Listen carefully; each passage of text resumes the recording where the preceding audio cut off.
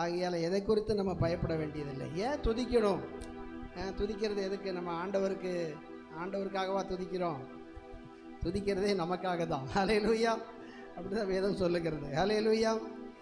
ஆண்டவர் சொல்கிறார் பாருங்களேன், 63வது சங்கீதத்தில் சொல்கிறாரு, ஜீவனை பார்க்கிலும் உம்முடைய கிருபை நல்லது, என் உதடுகள் உம்மை துதிக்கும், என் ஜீவனுள்ள மட்டும் நான் உம்மை துதித்து உமது நாமத்தை சொல்லி கையெடுப்பேன், நிலத்தையும் கொழுப்பையும் உண்டது போல என் ஆத்துமா திருப்தியாகும். ஹல்லேலூயா.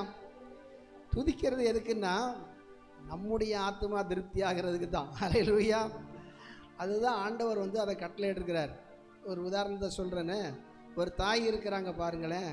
தாய் குழந்தைக்கு சாப்பிடு மகனே, சாப்பிடு மகளே அப்படின்னு சொல்லி அவங்கள என்ன செய்வாங்க, வற்புறுத்தியாவது சாப்பாடை கொடுப்பாங்க.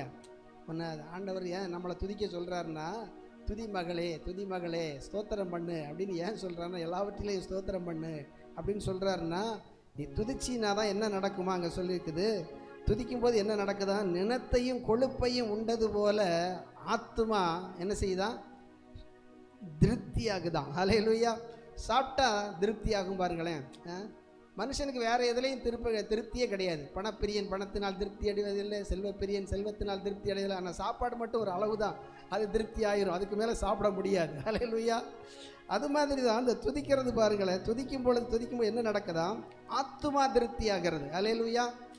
ஆத்மா திருப்தி ஆச்சுன்னா என்ன நடக்கும் தெரியுமா? ஆத்மா வாழுகிறது போல தான் எல்லாவற்றையும் வாழ முடியும். ஹல்லேலூயா. இந்த ஆத்மா திருப்தி ஆகும். நம்ம துதிக்கும் பொழுது தான் நம்முடைய ஆத்மா என்ன செய்யுதான், நல்ல கொழுப்பை சாப்பிட்ட மாதிரி. கொழுப்பு சாப்பிட்டா எப்படி இருக்கும்? உடம்பெல்லாம் பளபளன்னு ஆயிரும். ஹல்லேலூயா. நல்ல நெய் ஊற்றி சாப்பிட்டாங்கன்னு வைங்களேன், உடம்பு அப்படி பளபளக்க ஆரம்பிச்சிடும். ஹல்லேலூயா.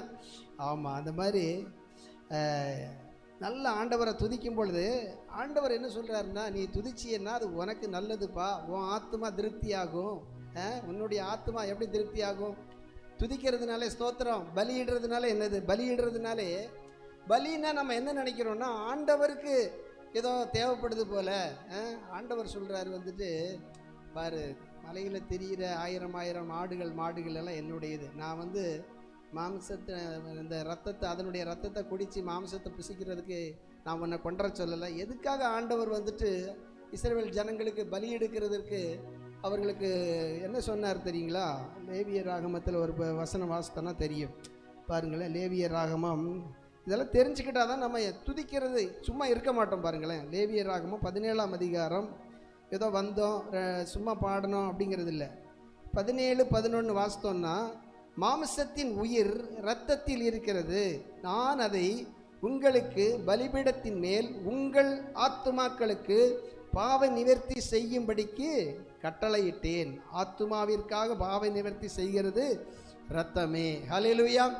பழைய ஏற்பாட்டில் ஆண்டவர் சொல்கிறாரு, நம்மளாம் என்ன நினச்சிக்கிட்டோம், பலியை நம்ம கொண்டு போய் ஆண்டவருக்கு கொடுக்கணும் போல அப்படின்னு நினச்சோம். ஆனால் ஆண்டவர் இங்கே என்ன சொல்கிறார் தெரியுங்களா? நான் உங்களுக்காக அதை கொடுத்துருக்கிறேன் அப்படிங்கிறார். ஹல்லேலூயா. பலி எதுக்காக கொடுத்துருக்கிறேன்? உங்கள் ஆத்துமாக்களுக்காக நான் கொடுத்தது அப்படிங்கிறார். ஹல்லேலூயா. நம்ம நினச்சோம் நம்ம கொண்டு போய் அவருக்கு கொடுக்குறோம் அப்படின்னு நினச்சிக்கிட்டு இருக்கோம், நம்ம போய் அவரை துதிக்கிறோம் அப்படின்னு. நீ துதிக்கிறது உனக்காக தான் துதிக்கிற, அதை உனக்காக நான் செய்ய சொல்கிறேன் அப்படிங்கிறார். எப்படி ஒரு தாய் சாப்பாடை ஊட்டி விட்டாலும் பிள்ளைங்களுக்கு எதுக்காக கொடுக்குறா? இந்த அம்மாவுக்கு சத்து வரப்போகுதா பிள்ளைக்கு ஊட்டுறதுனால? இல்லை, அந்த புள்ள நல்லா வாழணுங்கிறதுக்காக தான். இதே போல தான் ஆண்டவர் சொல்கிறாரு, உன் ஆத்மா வாழணும்னா நீ நல்லா துதிக்கணும், நீ பலியை கொண்டு வரணும் தேவ சமூகத்துக்கு அப்படின்னு சொல்கிறாரு. ஹல்லேலூயா. உங்கள் ஆத்மா வாழ்கிறதுக்கு தான், உங்கள் ஆத்மா வாழத்தான் உங்களுடைய ஆவிக்குரிய வாழ்க்கையிலையும் இந்த சரீர பிரகாரமான வாழ்க்கையிலையும் ஆசீர்வாதங்களை பெற்றுக்கொள்ள முடியும். ஹல்லேலூயா. இந்த ரகசியத்தில் நம்ம தெரிஞ்சுக்கிட்டோம்னா நம்மளால் துதிக்காமல் இருக்கவே முடியாது ஆண்டவர். ஹல்லேலூயா. ஏதோ துதிக்கிறது நம்ம அவரை மகிமைப்படுத்துறதுக்கு இல்லை, உங்கள் நல்வாழ்வுக்காக தான் நீங்கள் துதிக்கிறீங்க. ஹல்லேலூயா. இந்த ரகசியத்தில் தெரிஞ்சுக்கிட்டோம்னா நம்ம ஆண்டவரை துதிக்காமல் இருக்கவே மாட்டோம். ஹல்லேலூயா.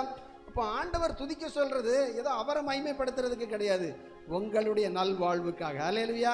நீங்கள் கொழுப்பை சாப்பிட்டது மாதிரி, நினத்தை சாப்பிட்டது மாதிரி நல்லா இந்த உலகத்தில் ஒரு தாய்க்கு என்ன சந்தோஷம் இருக்க முடியும்? என் பிள்ளைங்க நல்லா இருக்கணும், அதுதான் ஆண்டவருடைய உள்ளமும். நீ துதிச்சியன்னா நீ நல்லா இருப்ப. ஹல்லேலூயா. இவ்வளோதான் ரகசியம். அதனால் இந்த பாடலை மறுபடியுமாக ஒரு விஷயம் பாடி நாம் இந்த ஹல்லேலூயா செய்திக்குள்ளாக கடந்து போகிறோம். இப்பொழுது புரிந்து கொண்டிருப்பீர்கள் என்று நான் நினைக்கிறேன்.